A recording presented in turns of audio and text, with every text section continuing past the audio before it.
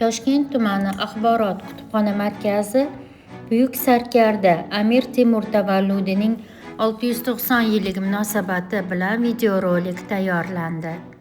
Bugun Buyuk Sarkarda davlat arbobi va jahon tarixida o'chmas iz qoldirgan shaxs Amir Temur tavallud topgan kun. 1336-yil 9-aprel kuni Kesh, hozirgi Shahrisabz shahri yaqinida dunyoga kelgan. Bu inson keyinchalik butun dunyoga tanildi.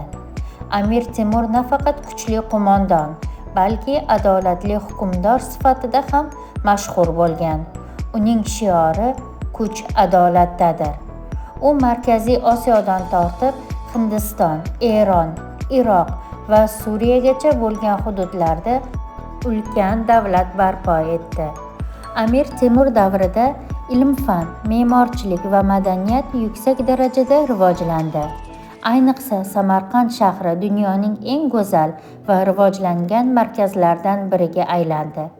Uning qurdirgan obidalari, masalan, Go'ra Amir maqbarasi bugungi kunda ham o'z salobati bilan barchani hayratga soladi. Amir Temur qoldirgan boy, ma'naviy va tarixiy merosni anglash, uni kelajak avlodlarga yetkazish esa eng oliy vazifamizdir.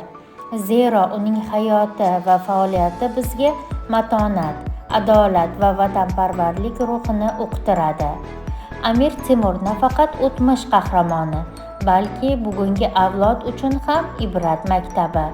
Uning jasorati, irodasi va adolati har birimiz uchun namuna bo'lib qoladi.